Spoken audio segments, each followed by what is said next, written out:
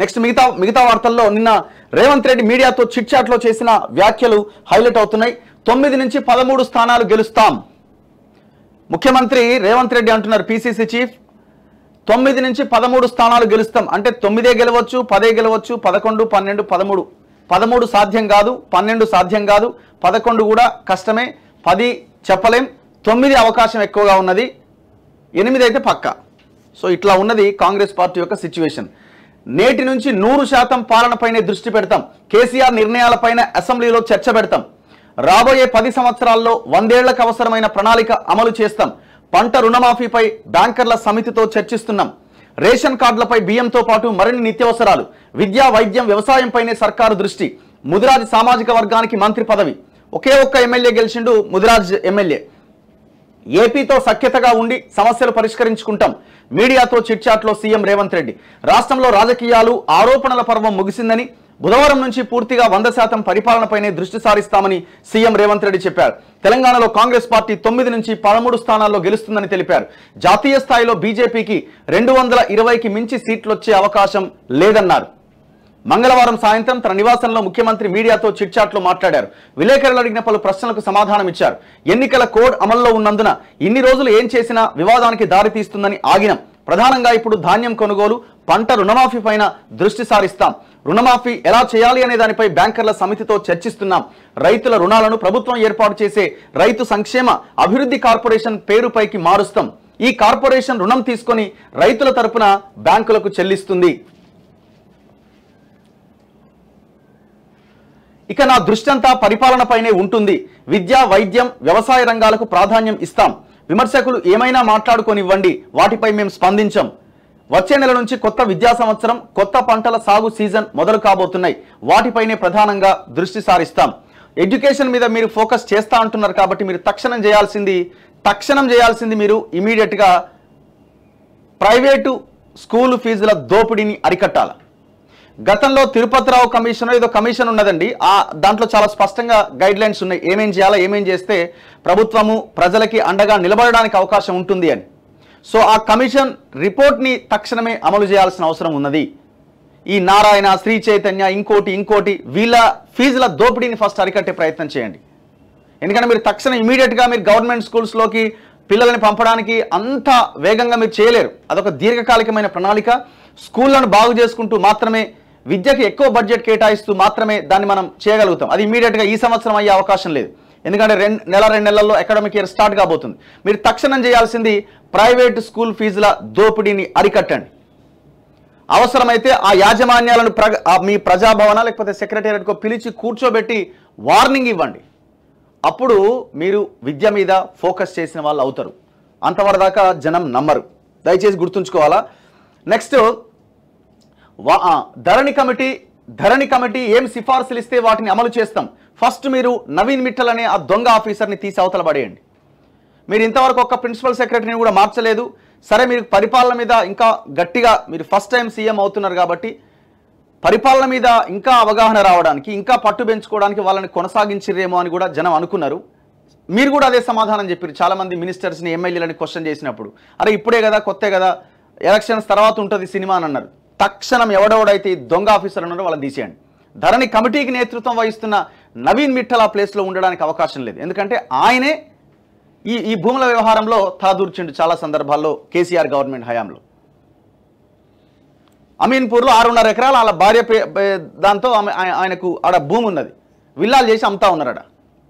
ఇట్లాంటి వాళ్ళని మీరు ధరణి కమిటీలో పెడితే ఏం ప్రజలకి న్యాయం జరుగుతుంది? కాంగ్రెస్ అధిష్టానం నిర్ణయం మేరకు రాష్ట్ర మంత్రివర్గ విస్తరణ ఉంటుంది. ఇంకా 6 మంత్రులను కొత్త మంత్రులను తీసుకోవాల్సి ఉంది. మనకున్న ఎమ్మెల్యేలు సంఖ్యను బట్టి ఇంకొక 6 మంత్రుల బ్యాలెన్స్ ఉన్నది. సో ఇందులో ఎడ్యుకేషన్ మినిస్టర్ ఇంతవరకు లేడు. సో ఇప్పుడు ఏమంటున్నారంటే, 6 మంత్రులని అధిష్టానం సిఫారసు మేరకు, నిర్ణయం మేరకు మేము తీసుకుంటాం. ముదిరాజ్ సామాజిక వర్గానికి తప్పకుండా మంత్రి పదవి ఇస్తాం. ఒకే ఒక ఎమ్మెల్యే గెలిచిండు ముదిరాజు, ఆయన నారాయణపేట ఏదో నియోజకవర్గం నుంచి. సో మరి ఆయనకి మంత్రి పదవి ఇస్తారా, లేకపోతే కొత్త వాళ్ళకి ఎవరికైనా ఇంకేదైనా పదవి ఇచ్చి డైరెక్ట్గా మంత్రివర్గంలోకి తీసుకొని 6 నెలల్లోపు ఆయన్ని ఎమ్మెల్సీఆర్ ఏదో ఒక సభలో ఆయనని కూర్చోబెట్టవచ్చు. ఆయన బై ఎలక్షన్ నుంచి ఆడ పోటీ చేయించి గెలిపించుకోవచ్చు. లేదు, ఎమ్మెల్సీగా ఈ అవకాశం ఇవ్వచ్చు. అది 6 months టైం పీరియడ్లో ఫస్టే మనం మినిస్ట్రీ ఇవ్వడానికి అవకాశం ఉంది. మరి ఆయనకే ఇస్తారా, గెలిచిన ఎమ్మెల్యేకి, లేదు వేరే వాళ్ళకి ఇస్తారా అన్నది చూడాలి. పీసీసీ అధ్యక్షుడి మార్పుపై అధిష్టానమే నిర్ణయం తీసుకుంటుంది. ఏపీలో ఎవరు సీఎం అయినా వారితో సఖ్యతగా ఉండి సమస్యలు పరిష్కరించుకొని తెలంగాణ ప్రయోజనాల కోసం పనిచేస్తాం. పక్క రాష్ట్రాలతో సానుకూల ధోరణితో పనిచేయాలి అన్నదే మా లక్ష్యం. ఎన్నికల్లో బీఆర్ఎస్ బీజేపీ కలిసి పనిచేస్తున్నాయని ముందు నుంచి నేను చెప్పిన. పోలింగ్ సమయంలో అదే జరిగింది. ఉత్తరాది రాష్ట్రాల్లో ప్రచారానికి పార్టీ రమ్మంటే వెళ్తా. ఈ ఎన్నికల్లో కాంగ్రెస్ గెలుపొంది కేంద్రంలోకి నన్ను రమ్మన్నా వెళ్లేది లేదు. రైతు భరోసాపై అన్ని పక్షాలతో చర్చించి నిర్ణయం తీసుకుంటాం. కేసీఆర్ రెండో విడతలో గత 5 సంవత్సరాల్లో తీసుకున్న నిర్ణయాలపైన అసెంబ్లీలో చర్చ పెడతాం. ఆయన ఇచ్చిన పలు వివాదాస్పదమైన జీవోలను అమలు చేయకుండా నిలిపేశాం. నెలకు 6,500 కోట్ల పాత అప్పులపైన కిస్తీల కింద కడుతున్నాం. ఫోన్ ట్యాపింగ్, ఫార్ములా 1 రేస్ వంటి అంశాలపైన జరిగే విచారణ ఆధారంగా చర్యలు తీసుకుంటాం. ఫోన్ ట్యాపింగ్ రాధాకిషన్ రావు చేశారనే విషయం కూడా నాకు తెలియదు. కేసీఆర్కి ఎలా తెలిసింది? కొత్త జిల్లాల ఏర్పాటులో హేతుబద్ధత లేదు. హైదరాబాద్లో 1 కోటి మంది జనాభాకు ఒక్కరే కలెక్టర్. వనపర్తి జిల్లాలో 4.5 లక్షల మందికి ఒకరే కలెక్టర్. మండలాలు డివిజన్ల ఏర్పాటులోనూ హేతుబద్ధత కరువైంది. కేసీఆర్ చెప్పిన మాటలిక ఎవరూ నమ్మరు. ఆయన ఇంటి దగ్గర విశ్రాంతి తీసుకుంటే మంచిది. రైతు భరోసా పథకం కింద వానాకాలం సొమ్ము పంపిణీకి మార్గదర్శకాల కోసం అన్ని రాజకీయ పార్టీలతో అసెంబ్లీలో రైతు కూలీ సంఘాలు, రైతు సంఘాలతో అఖిలపక్షం ఏర్పాటు చేసి చర్చిస్తాం. చలో, మంచి నిర్ణయమే ఇది. గత యాసంగి రైతు భరోసా సొమ్ము ఈ నెల 6వ తేదీకే 100% రైతుల ఖాతాల్లో జమ చేశాం. రేషన్ దుకాణాలు కేవలం బియ్యం పంపిణీకే పరిమితమయ్యాయి. ఇక నుంచి ఆ దుకాణాల్లో సన్న బియ్యంతో సహా మరిన్ని నిత్యావసరాలు పేదలకు తక్కువ ధరకే అందిస్తాం. సన్న బియ్యానికి సంబంధించి వడ్లు పండిస్తే బోనస్ ఇచ్చి కొనుగోలు చేస్తామంటే అన్నదాతలు వాటినే పండిస్తారు. రైతుల వద్ద నుంచి పంటలను గిట్టుబాటు ధరలకు కొని పలు ఉత్పత్తులు తయారు చేసి పేదలకు పంపిణీ చేస్తాం. మిల్లర్లపైన దాడులు చేసి అక్రమాలను వెలుగులోకి తెచ్చాం. త్వరలో విద్యా, వ్యవసాయ కమిషన్లు ఏర్పాటు చేస్తాం. కొత్త రేషన్ కార్డుల పంపిణీ ఇక నిరంతర ప్రక్రియగా మారుస్తాం. గ్రామ సభల్లో ఇచ్చిన దరఖాస్తులను కంప్యూటరీకరించాం. వాటి ప్రకారం రేషన్ కార్డులు ఇస్తాం. గ్రామ స్థాయిలో ఇందిరమ్మ కమిటీలు ఏర్పాటు చేస్తాం. రాష్ట్రంలో కేసీఆర్ విద్యా హక్కు చట్టాన్ని అసలు అమలు చేయలే. దీంతో పాటు సిలబస్ మార్పులపైన నిపుణులతో చర్చించి నిర్ణయం తీసుకుంటాం. యూనివర్సిటీలకు కొత్త వీసీలను నియమిస్తామని కూడా చెప్పారు.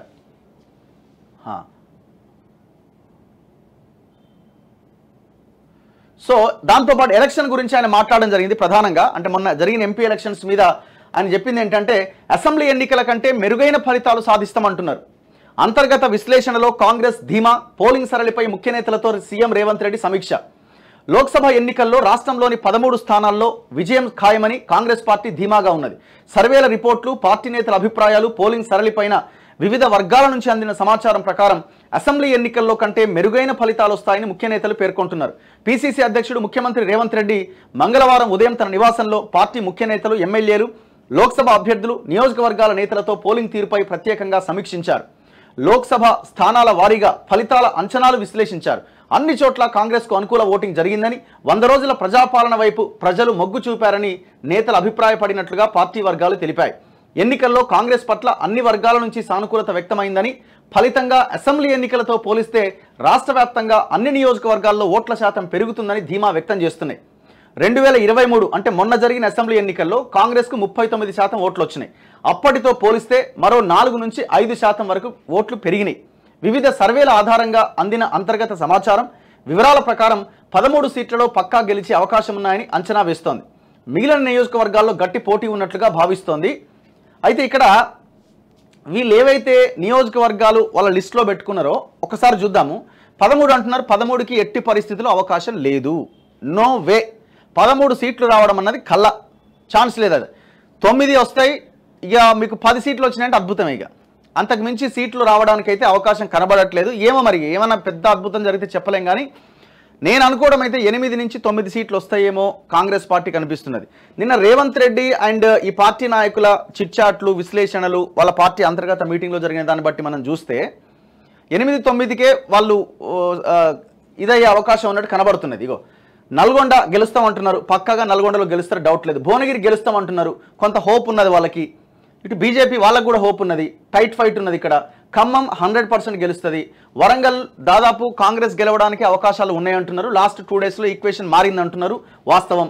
మహబాద్ 100% కాంగ్రెసే గెలుస్తుంది. పెద్దపల్లి డౌటే లేదు, కాంగ్రెస్ గెలవడానికి అవకాశాలు ఎక్కువగా ఉన్నాయి. నిజామాబాద్ బీజేపీ గెలవడానికి అవకాశాలు ఉన్నాయి. మరి వీళ్ళ ఖాతాలో వేసుకున్నారు. Mahabubnagar neck to neck fight ఉన్నది. లాస్ట్ 1 డే పోల్ మేనేజ్మెంట్లో భాగంగా కాంగ్రెస్కి వచ్చే అవకాశం ఉంది అంటున్నారు. ఇది కూడా చెప్పలేము. సరే, ముఖ్యమంత్రి ప్రతిష్టాత్మకంగా తీసుకొని చేసిరు కాబట్టి వాళ్ళకి ఏమైనా హోప్ ఉండొచ్చేమో. నాగర్ కర్నూలు ఖచ్చితంగా కాంగ్రెసే గెలుస్తుంది. మెదక్ చాలా టఫ్ ఉన్నది. నీలమధు వర్సెస్ రఘునందన్ రావు. ఇది చెప్పలేము, ఎందుకంటే ఆయన వెంకటరామరెడ్డి చీల్చే ఓట్లను బట్టి వీళ్ళది ఉంటుంది. వీళ్ళు అదే అకౌంట్లో వేసుకుంటారు. జహీరాబాద్ అంత ఈజీ కాదు, అక్కడ బీజేపీకి అనుకూల వాతావరణం ఉన్నది. చేవెళ్ళ అసలు అన్ని సర్వేలు అన్ని రకాల సంస్థలు కానీ అనలిస్టులు అందరూ చెప్తున్నది చేవెళ్ళ బీజేపీకి వస్తుందని. సికింద్రాబాదు చాలా టఫ్ ఉన్నది, ఇది మాత్రం వాస్తవమే. కాంగ్రెస్ గెలిచినా ఆశ్చర్యం లేదు. ఇందులో ఒక 2 నుంచి 3 సీట్లు బీజేపీ గెలవగలిగే స్థానాలు ఉన్నాయి. మరి ఇవి కూడా వీళ్ళ అకౌంట్లో వేసుకున్నారు. ఈడ గెలుస్తామని వేసుకున్నారు. అంటే దీన్ని బట్టి మనం చూస్తే ఇంకొక విషయం ఏంటంటే, మల్కాజ్గిరి పేరుని ఇక్కడెక్కడ ప్రస్తావించలే మీరు చూడండి. అంటే మల్కాజ్గిరి ఓడిపోబోతున్నారు కాంగ్రెస్ అన్నది వీళ్ళు అవుట్రైట్గా చెప్తున్నట్టు కనబడతా ఉన్నది. మల్కాజ్గిరి బీజేపీ అకౌంట్లో పడబోతున్నది. అండ్ ఇంకక్కడ కరీంనగర్ లేనే లేదు. కరీంనగర్ కూడా బీజేపీ గెలుస్తుందని వాళ్ళు ఒప్పుకుంటున్నట్టుగానే కనబడతా ఉన్నది. సో ఇట్లా కొన్ని నియోజకవర్గాలు మనకు ప్రధానంగా కనబడతా ఉన్నాయి. సో దీన్ని బట్టి చూస్తే నేను రేవంత్ రెడ్డి చిట్ చాట్ ఇవన్నీ చూస్తే మనకి 9 సీట్లకి కాంగ్రెస్ పరిమితం అవ్వచ్చు అని అనిపిస్తున్నది. మిగతా చోట్ల బీజేపీ గెలిచే అవకాశాలు ఉండొచ్చు. ఒకవేళ అద్భుతం జరిగితే ఇంకా టఫ్ ఫైట్లో నెక్ టు నెక్ ఫైట్లో ఏమైనా అటు ఇటు అయితే ఇంకొక సీట్ యాడ్ అవ్వచ్చు. నేనైతే 8 to 9 అనుకుంటున్నాను. 10 కూడా వచ్చే అవకాశం అనుకుంటున్నా. చెప్పలేం, ఏదైనా జరగవచ్చు. 8 to 9 సీట్స్ కాంగ్రెస్కి వచ్చే అవకాశం ఉందని నాకు అనిపిస్తున్నది. చలో, ఇది నిన్న రేవంత్ రెడ్డి మాట్లాడింది చిట్ చాట్లో. సో ఇకనైనా అంటే ఇక ముందు నుంచి ప్రభుత్వం మీద దృష్టి పెట్టాలి. చాలా అంశాలు ఉన్నాయి, చాలా ఇష్యూస్ ఉన్నాయి. ప్రజలు చాలా ఇబ్బందుల్లో ఉన్నారు. ఆ ఇబ్బందుల నుంచి ప్రజలు గట్టెక్కించాలి. భూములకు సంబంధించిన సమస్య ప్రధానమైన సమస్య. ధరణి పేరుతో నిట్ట నిలువున ఎస్సీ ఎస్టీ బీసీలని దోపిడీ చేశారు. చాలా సమస్యలు ఉన్నాయి ఆ ధరణిలో, వాటిని పరిష్కరించాలి. ఆ నవీన్ మిట్టల్ని తీసి అవతల పడేయాలి. అరవింద్ కుమారు, ఇంకా సందీప్ కుమార్ సుల్తానియా, ఈ రిటైర్డ్ ఆఫీసర్లను తీసి దయచేసి పక్కన పెట్టండి. ఆ గొర్రెల స్కామ్ ఎంతవరకు వచ్చిందో లెక్క తేల్చండి. చాలామంది డీడీలు కట్టి ఆ గొల్ల కురుమలంతా ఆ డబ్బుల కోసం వెయిట్ చేస్తూ ఉన్నారు. వాళ్ళకి డబ్బులు ఇస్తారా, ఏం చేస్తారనేది వాళ్ళకి ఇచ్చే ప్రయత్నం చేయండి. ఇట్లా వీటి గురించి మనం మాట్లాడాలి. రాహుల్ గాంధీ చెప్పిండు, ఏ భూములైతే కేసీఆర్ తినడో ఆ భూములన్నింటినీ కక్కించి మీకు పేద ప్రజలకు పంచుతామని. ఎప్పుడు చేస్తారు? మేము ఇంకొక విషయం చెప్పదలుచుకున్నాం. కేసీఆర్ 11 ఎకరాల భూమి తీసుకున్నాడు. పదే చెప్తున్నాం, 11 ఎకరాల భూమి తెలంగాణ భవన్ ఉండగా దానికి ఆనుకొని ఇంకొక 200-300 మీటర్ల దూరంలో మరో 1000 గజాలు తీసుకొని, 1000 గజాలు 3000 గజాలు ఆడ తీసుకున్నాడు. దాని తర్వాత 11 ఎకరాల కోకాపేటలో తీసుకున్నాడు. ఎకరం ధర ఆ పక్కనే ఒక 100 మీటర్ల దూరంలో 100 కోట్లకు అమ్ముడుపోయింది వేలమేస్తే. 11 ఎకరాలంటే 1100 కోట్లు. ఇవాళ లెక్క వాల్యూ దానికి 1000 కోట్లు అనుకోండి. 1000 కోట్ల ప్రాపర్టీ తీసుకోండి, ఇంతవరకు దాన్ని బ్యాక్ తీసుకుంటలేరే. అంటే వదిలేసిరా దాన్ని? ఏం చేస్తాడు 11 ఎకరాల భూమిని?